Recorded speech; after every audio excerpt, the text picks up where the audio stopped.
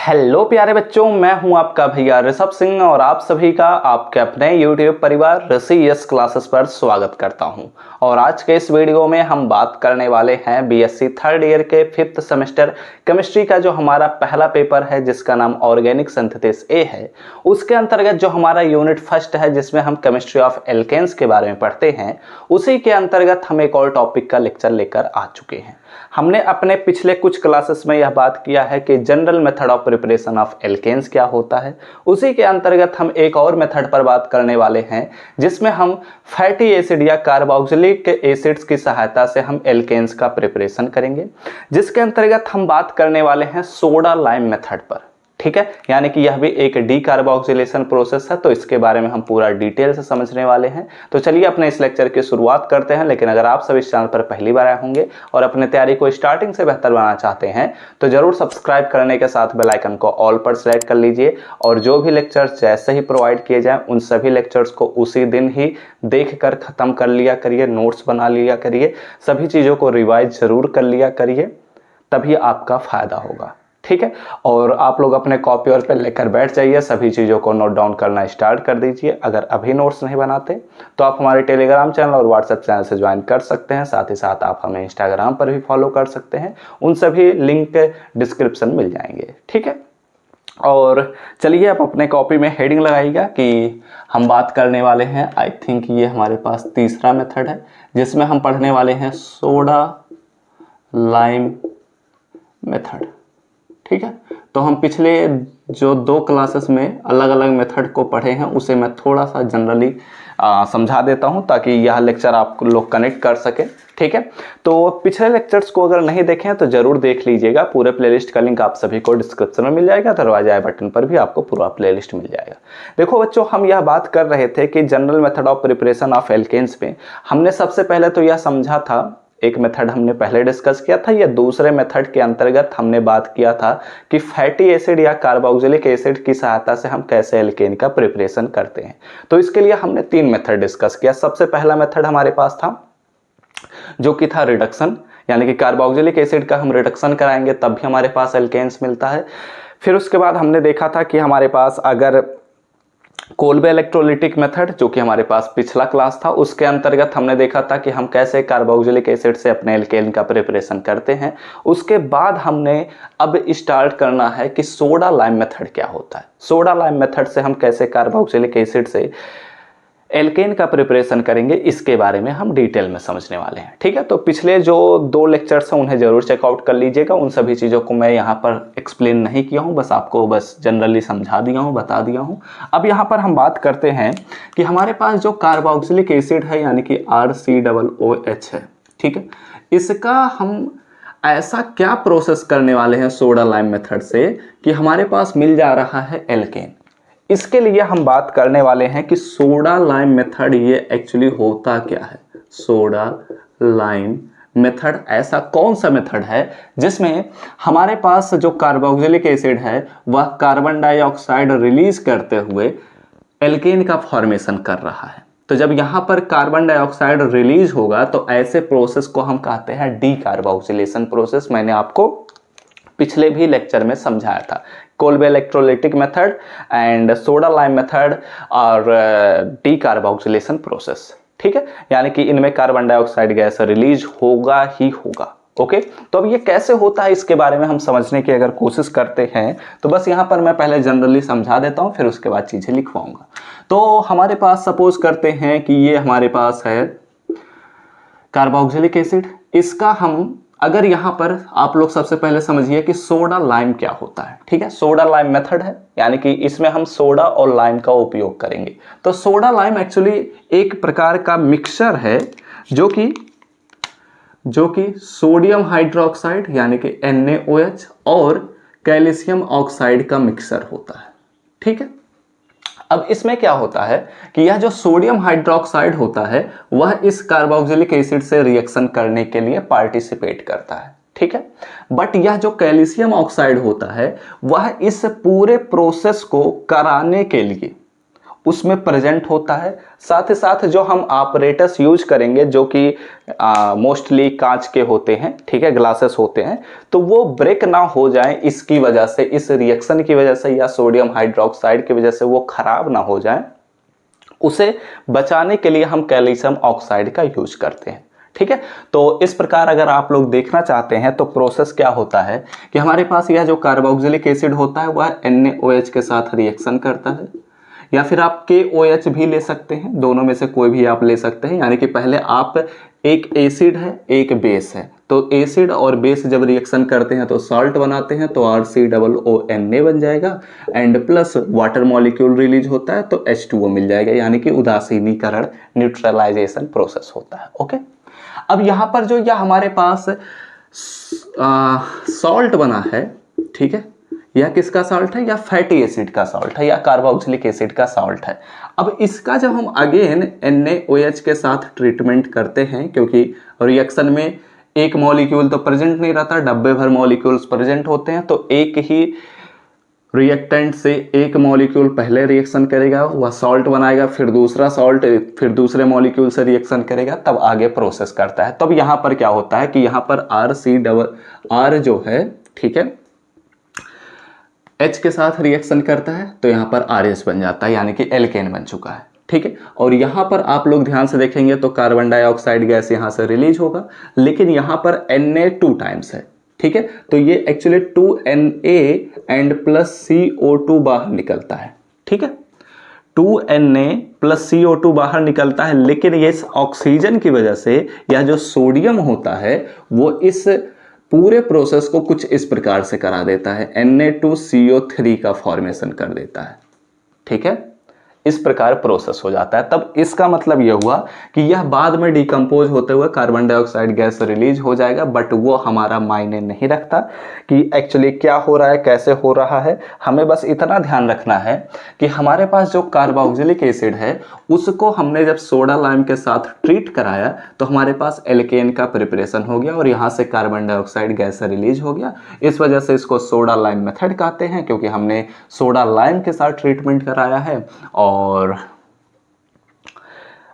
इसमें carbon dioxide gas release होता है, इसलिए इसको हम डीकार्बोक्सिलेशन प्रोसेस कहते हैं। ओके, तो ये हमारे पास बस जस्ट छोटा सा ये रिएक्शन है। ठीक है, अब इसमें हम चलिए बात कर लेते हैं। ये हमने स्टेप बाय स्टेप चीज़ों को समझ लिया कि एक्चुअली क्या है, कैसे है। अब इसमें चलिए हम नोट्स लिखते हैं और फिर एग्जाम्पल्स, रिएक्शंस, बहुत सारी चीज़ों को देखेंगे। ठीक है, तो चलिए शुरुआत करते हैं। आप लोग लिखिएगा कि व्हेन, ठीक है, सोडियम और पोटेशियम, ठीक है, potassium salt of fatty acid, या फिर कार्बोक्सिलिक एसिड लिख लीजिए। ठीक है, कार्बोक्सिलिक एसिड। लेकिन यहां पर भी आपको ध्यान रखना है कि एक्सेप्ट, यहां पर आप फॉर्मिक एसिड नहीं ले सकते। फॉर्मिक एसिड लेंगे तो एल्केन का प्रिपरेशन नहीं होगा। ठीक है, तो एक्सेप्ट फॉर्मिक एसिड आपको बात करना है। तो except formic acid treated with किसके साथ ट्रीटमेंट कर रहे हैं, सोडा लाइम के साथ ट्रीटमेंट कर रहे हैं, तब यह फॉर्म करता है, क्या फॉर्म करता है, यह फॉर्म करता है एल्केन। ठीक है, एल्केन का प्रिपरेशन हो जाता है। तो कैसे होता है, जनरल प्रोसेस आप लोग समझ ही चुके हैं कि हमारे पास RCOOH है, इसका हमने सोडा लाइम के साथ रिएक्शन कराया। इसका हमने जब सोडा लाइम के साथ रिएक्शन कराया, सोडा लाइम के साथ, ठीक है, और सोडा लाइम को ही हम कहते हैं NaOH प्लस CaO, यानी कि कैल्शियम ऑक्साइड होता है। ठीक है, तब इस प्रकार हमारे पास बन जाता है एल्केन, और यहाँ पर कार्बन डाइऑक्साइड गैस जो होता है वह रिलीज हो जाता है। ठीक है, तो ये हमारे पास एक्चुअली पूरा प्रोसेस है। लेकिन ये होता कैसे है, तो इसको मैं समझा देता हूँ, आप लोग ध्यान दीजिएगा। यहाँ पर प्रोसेस कुछ इस प्रकार से होता है। RCOOH सबसे पहले एक NaOH के मॉलिक्यूल से रिएक्शन करेगा। ठीक है, तब यह बनाएगा हमारे पास साल्ट, तो RCOONA बनाएगा, प्लस यहाँ पर हमारे पास H2O मॉलिक्यूल रिलीज होगा। ठीक है, अब यह जो हमारे पास RCOONA होता है वह अगेन एक और NaOH मॉलिक्यूल से रिएक्शन करता है और यहाँ पर फॉर्म कर देता है RH यानी कि एल्केन, और यहाँ पर हमारे पास बन जाता है Na2CO3 बन जाता है। ठीक है, और इस प्रकार के प्रोसेस में अगर बात किया जाए तो ये हमारे पास है कार्बोक्सिलिक एसिड। यहाँ पर फिलहाल स्पेस थोड़ा सा कम रह गया है। ठीक है, तो यहाँ पर नीचे लिख लीजिएगा आप लोग, प्लीज़ यहाँ पर नीचे लिखिएगा कार्बोक्सिलिक एसिड, एंड यहाँ पर लिख लीजिए या फिर यहाँ पर लिख लीजिए sodium salt of carboxylic acid या फैटी एसिड, दोनों लिखा जा सकता है। ठीक है, तो फैटी एसिड मैंने लिख दिया। ओके, एंड यहाँ पर हमारे पास क्या बन गया, यहाँ पर हमारे पास बन गया एल्केन। ठीक, are you getting my point? समझ के होंगे इतनी बातें। तो अब यहाँ पर अगर आप एग्जाम्पल के तौर पर देखना चाहते हैं तो चलिए एक छोटा सा प्यारा सा एग्जाम्पल भी मैं आप सभी को बता देता हूँ। तो हम सपोज करते हैं कि हम ले लेते हैं एसिटिक एसिड। ठीक है, क्योंकि फॉर्मिक एसिड तो ले ही नहीं सकते, तो NaOH के साथ जब इसका रिएक्शन होगा तो यह बनाएगा CH3COONA बन जाएगा, प्लस H2O बाहर निकल जाएगा। ठीक है, सेम प्रोसेस, बस यहाँ पर हम अब एक स्पेसिफिक एग्जांपल लेकर कर रहे हैं। ठीक है, तो ये हमारे पास कौन सा कंपाउंड है, ये हमारे पास है एसिटिक एसिड। ठीक है, एसिटिक एसिड, एंड यहाँ पर हमारे पास सोडियम या फिर आप पोटेशियम साल्ट भी ले सकते हैं, sodium salt of acetic acid. ठीक है, फिर अब हम क्या करेंगे, इसके बाद यह जो हमारे पास sodium salt of acetic acid है यानी कि CH3COONA जो है वह अगेन एक और NaOH मॉलिक्यूल के साथ रिएक्शन करता है। तो यहाँ पर क्या बनता है, यहाँ पर बन जाता है CH4 बन जाएगा, प्लस यहाँ पर हमारे पास Na2CO3 हमारे पास रिलीज हो जाएगा। ठीक है, और इस प्रकार अगर हम ध्यान से देखते हैं तो ये हमारे पास बन जाता है मीथेन। ओके, समझ में आई बात? ठीक है, ये सारी चीज़ें आपको समझ में आ चुकी होंगी, कुछ भी बड़ी बात नहीं थी। सोडा लाइम मेथड यही कहता है। तो आप लोग इतनी चीज़ों का स्क्रीनशॉट ले लीजिए, एंड आप लोग चाहे तो एक लाइन यहाँ पर लिख सकते थे। चलो यहाँ नीचे मैं लिखवा देता हूँ कि क्या लिख सकते हैं कि this reaction is a decarboxylation process. ठीक है, अब आप लोग इतनी चीज़ों का स्क्रीनशॉट ले लीजिए। उसके बाद हम चलिए बात करते हैं कि एल्किल हैलाइड से हम कैसे एल्केन का प्रिपरेशन करेंगे, इसके बारे में हम बात करेंगे। तो पहले आप लोग इतनी चीज़ों का स्क्रीनशॉट ले लीजिए। तो इतनी चीज़ों का स्क्रीनशॉट हो चुका होगा, तो अब चलिए अगले पॉइंट की तरफ बढ़ते हैं। और यह हमने बात कर लिया कि फैटी एसिड से हम कैसे अपने एल्केन का प्रिपरेशन कर सकते हैं, और इसके लिए हमारे पास टोटल 3 मेथड्स और हम थे, और हमने तीनों मेथड्स को डिस्कस कर लिया। पहला रिडक्शन प्रोसेस, दूसरा कोल्ब इलेक्ट्रोलिटिक मेथड, तीसरा हमारे पास है सोडा लाइम मेथड।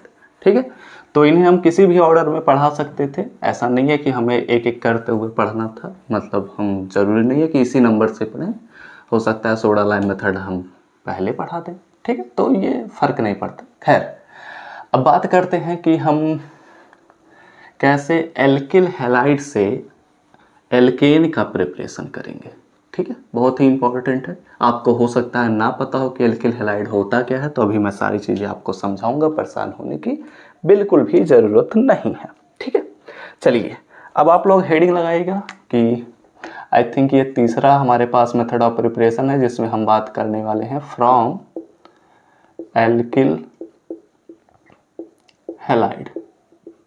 ठीक है, यानी कि अब हम एल्किल हैलाइड से कैसे प्रिपेयर करेंगे एल्केन को, इसके बारे में अब हम बात करेंगे। तो समझना इस बात को, बहुत ही अच्छे से समझना। एल्किल हैलाइड एक्चुअली होता क्या है। एल्किल हैलाइड 2 वर्ड से मिलकर बना है, एक तो एल्केन, ठीक है, हम सभी जानते हैं कि एल्किल को हम R से रिप्रेजेंट करते हैं, यानी कि यह एक R ग्रुप को रिप्रेजेंट करेगा। R ग्रुप मतलब ऐसे कहा जा सकता है कि वह हो सकता है CH3, वह हो सकता है C2H5, यानी कि एल्केन में से एक हाइड्रोजन को बाहर निकाल दीजिए तो हमारे पास एल्किल ग्रुप बन जाता है। ठीक है, हैलाइड क्या होता है? तो हैलाइड एक्चुअली हमारे पास जितने भी हैलोजन एटम्स हैं, जैसे कि अगर बात किया जाए तो फ्लोरीन हो गया, क्लोरीन हो गया, ब्रोमीन हो गया, आयोडीन हो गया, ये सभी जो होते हैं ये हैलोजन एटम्स होते हैं। और जब ये किसी भी एल्किल ग्रुप से जुड़ जाते हैं तो ये बना ले जाते हैं एल्किल हैलाइड, और हैलोजन ग्रुप्स को हम नॉर्मली X से रिप्रेजेंट करते हैं। ठीक है, तो इसलिए हम एल्किल हैलाइड को लिखते हैं RX। और एग्जाम्पल के तौर पर आप ऐसे देख सकते हैं CH3 I हो गया। ठीक है, हमने I और CH3 को ले लिया। जैसे कि हमारे पास हो गया C2H5 Cl हो गया। ठीक है, ऐसे Br फ्लोरीन सभी को लिया जा सकता है। तो ये एक्चुअली जो हमारे पास कंपाउंड्स मिल रहे हैं, इन्हीं कंपाउंड्स को हम कहते हैं कि ये हमारे पास हैं एल्किल हैलाइड्स। ओके, समझ में आई बात? ठीक है, तो जब इतनी बातें आपको समझ में आ चुकी हैं तो अब सवाल आता है, क्या सवाल आता है कि हम एल्किल हैलाइड से, यानी कि हमारे पास RX, ठीक है, RX से हम कैसे RH तक पहुंच सकते हैं? यानी कि RH मतलब क्या, हमारे पास एल्किल हैलाइड से हम कैसे एल्केन का प्रिपरेशन कर सकते हैं, इसके लिए हमें बात करना है। ठीक है, तो अगर हम बात करते हैं तो यहाँ पर X है, हमें रिप्लेस करना है H से, तो इट मीन्स दैट कि हमारे पास जो RX होगा इसको हमें हाइड्रोजन से रिएक्शन कराना पड़ेगा। ठीक है, तो हाइड्रोजन से जब रिएक्शन करेगा तो यह हमारे पास प्रोसेस कर ले जाएगा, यानी कि RH का प्रिपरेशन कर ले जाएगा। लेकिन क्या हाइड्रोजन ही जरूरी है? इस बात का भी सवाल उठता है। तो फिलहाल आपको बस इतना समझना है कि अगर हमें एल्किल हैलाइड से एल्केन का प्रिपरेशन करना है तो इसके लिए हमारे पास टोटल 3 फंडामेंटल मेथड्स हैं। सबसे पहला मेथड है रिडक्शन। हम हाइड्रोजन को ऐड करने के लिए हम क्या कर सकते हैं, अपने एल्किल हैलाइड का रिडक्शन कराएंगे तो हमारे पास एल्केन प्रिपेयर हो जाएगा। ठीक है, तो रिडक्शन हम करा सकते हैं। दूसरा मेथड ये है कि हम X को हटा दें, यानी कि जैसे सोडियम का हमने उपयोग कर लिया, तो ऐसे सिचुएशन में यह X जो होगा, कोई भी हैलोजन एटम है तो Cl सपोज कर लेते हैं, तो सोडियम क्लोराइड बना ले जाएगा, तो इसके 2 मॉलिक्यूल एक दूसरे से ही रिएक्शन कर ले जाएंगे। तो इसलिए हम इस सिचुएशन में उपयोग करते हैं ऊर्ज रिएक्शन।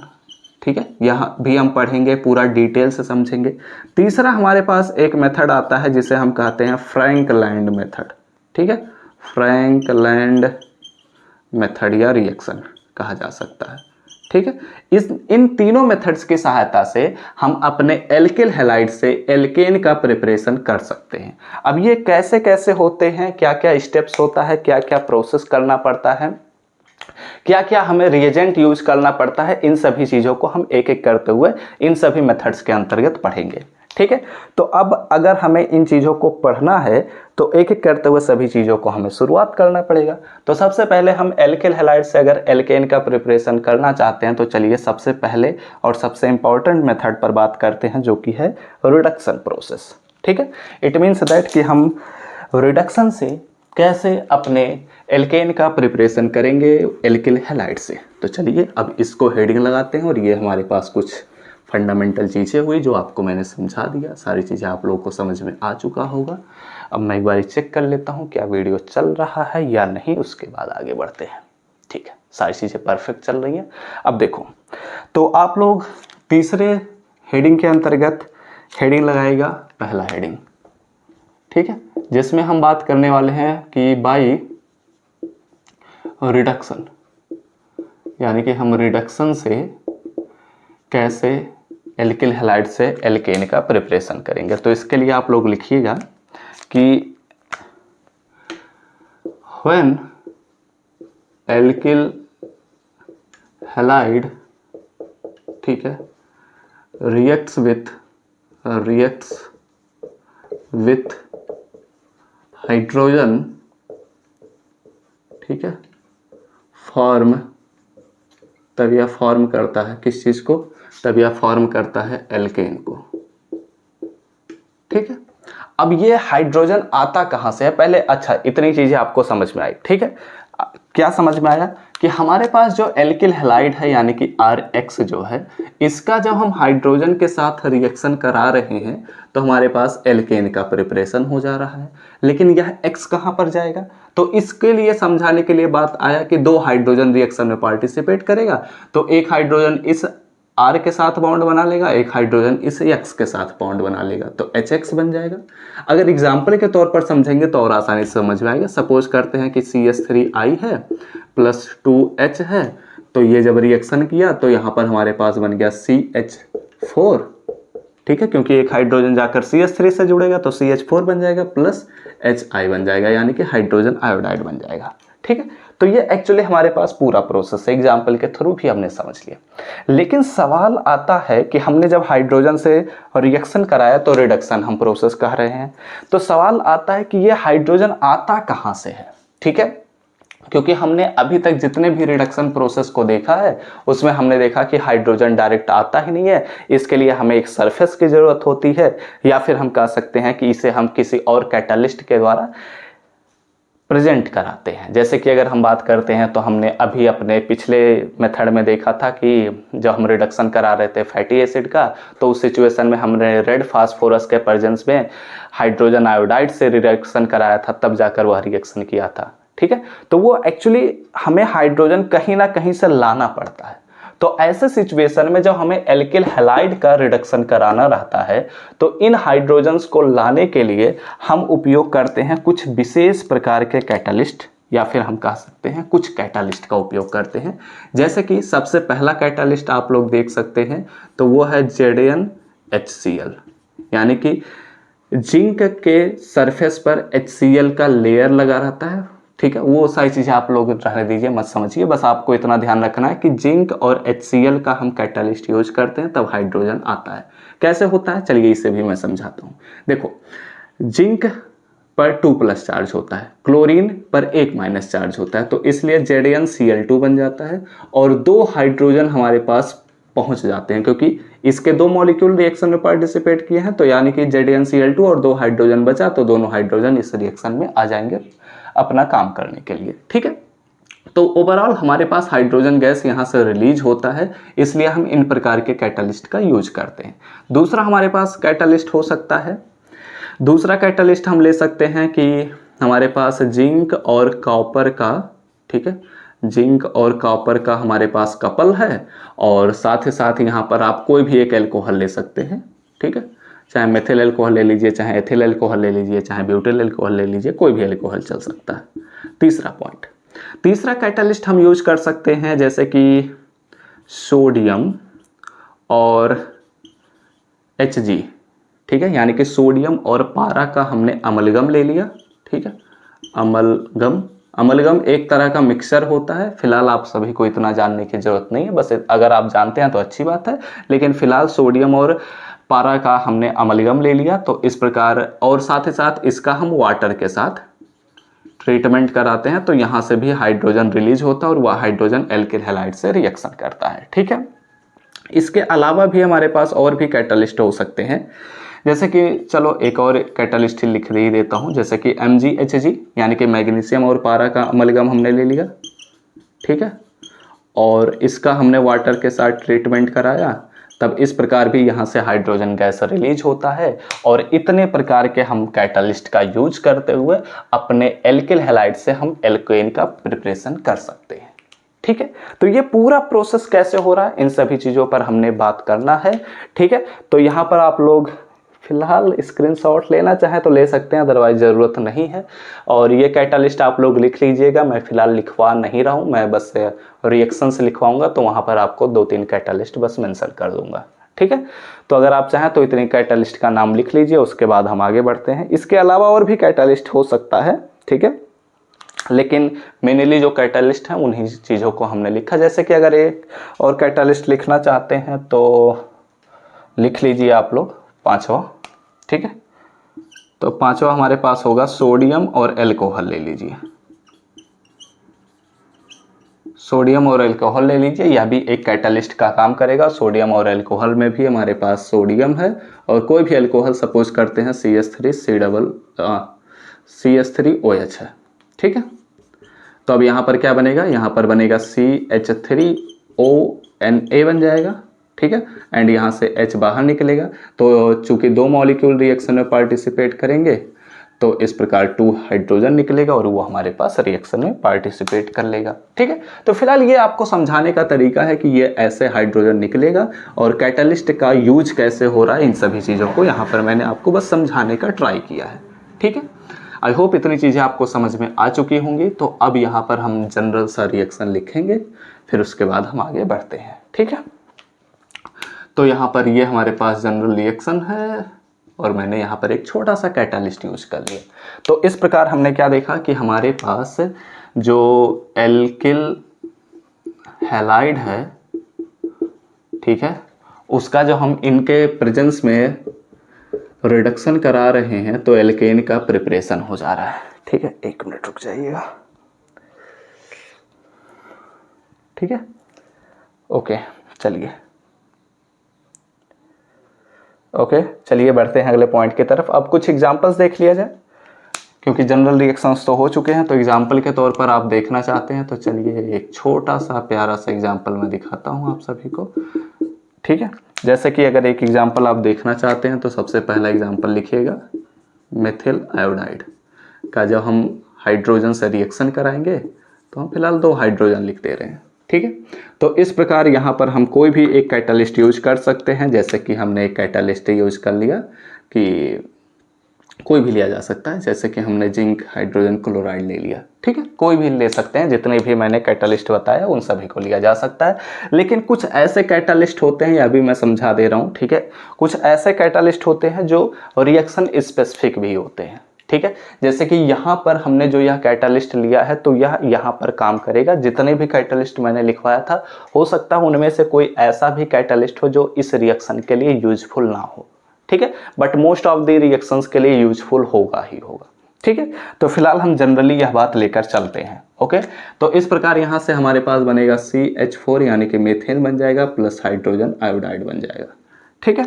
तो अब आप लोग इसका नाम लिख लीजिए कि यहाँ पर हमारे पास ये है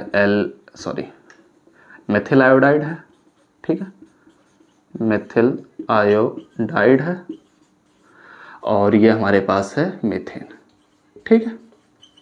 हमारे पास इतना प्रिपेयर हो गया। अब इसके बाद अगर हम बात करते हैं एक और एग्जांपल के थ्रू, तो चलिए एक और एग्जांपल मैं आप सभी को बता दे रहा हूँ। जैसे कि सपोज कर लेते हैं कि हमारे पास है C2H5Cl, ठीक है। इसका भी हमने रिडक्शन कराया और इस बार मैं कैटालिस्ट चेंज कर दे रहा हूँ। चलिए जिंक और कॉपर का मैंने कपल ले लिया, साथ ही साथ यहाँ पर आप एल्कोहल ले लीजिए, ठीक है। तो CH3OH मैंने ले लिया, यह एक एल्कोहल है। अब ध्यान रखना कि इस रिएक्शन में जब हम ऐसा करेंगे तो हमारे पास यह C2H5 जो होगा वह C2H6 बन जाएगा, यानी कि एथेन बन जाएगा, प्लस यह एक हाइड्रोजन इस क्लोरीन के साथ बॉन्ड बनाएगा तो HCl बाहर निकल जाएगा। तो इस प्रकार ओवरऑल अगर हम रिएक्शन को ध्यान से देखें तो यहाँ पर एथिल क्लोराइड या क्लोरोएथेन जो है, ठीक है, क्लोराइड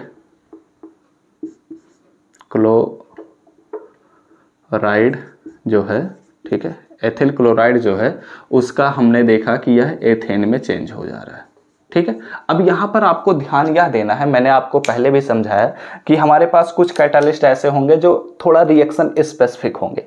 जैसे कि अगर यहाँ पर मैं एथिल क्लोराइड लिया हूँ तो यहाँ पर मैं एथिल अल्कोहल को लेना प्रिफर नहीं करूँगा। क्यों?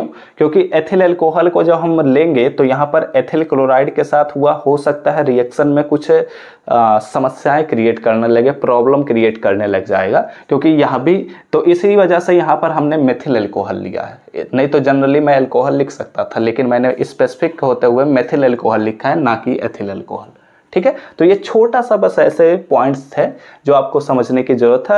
अदरवाइज अगर आप इन चीज़ों को नहीं भी समझेंगे तो भी कोई बहुत विशेष बात नहीं है, ठीक है, तो ये सारी चीज़ें आप लोग समझ चुके होंगे। सारी चीज़ों का आप स्क्रीनशॉट ले लीजिए। और यहाँ पर हमने बात कर लिया कि एल्किल हैलाइड का रिडक्शन कराते हुए हम कैसे एल्केन का प्रिपरेशन कर सकते हैं। अब अगले लेक्चर में जब हम मिलेंगे तो उसमें हम उर्ज रिएक्शन पर बात करेंगे कि हम उर्ज रिएक्शन से कैसे एल्किल हैलाइड से एल्केन का प्रिपरेशन करते हैं, फ्रैंकलैंड रिएक्शन से कैसे एल्किल हैलाइड से एल्केन का प्रिपरेशन करते हैं। इन सभी चीज़ों के बारे में हम अगले लेक्चर्स में बात करेंगे। सारी चीज़ें आपको वहाँ पर मैं समझाऊंगा। तो आई होप आप लोग सारी चीज़ें समझ चुके होंगे, अच्छे से आप लोगों को समझ में आया होगा। कुछ भी डाउट होता है तो कमेंट सेक्शन ओपन है, ज़रूर पूछिएगा। वीडियो अच्छा लगा हो तो ज़रूर लाइक करिएगा और अपने दोस्तों के साथ शेयर करिए, जिससे हमारा संघर्ष जो है वो आप लोग सफल बना सके। और सब्सक्राइब करने के साथ बेल आइकन को ज़रूर ऑल पर सेलेक्ट करिएगा, जिससे अगले लेक्चर्स के नोटिफिकेशन आपके पास सबसे पहले पहुँचे। और जब नोटिफिकेशन आपके पास पहुँचे तो उस लेक्चर को उसी दिन ही ख़त्म कर लिया करिए देखकर, जिससे आपका तैयारी स्टार्टिंग से ही बना रहेगा और आप कभी भी परेशान नहीं होंगे। ठीक है, और मिलते हैं अपने नेक्स्ट लेक्चर में। तब तक पढ़ते रहिए, संघर्ष करते रहिए और सफल होते रहिए।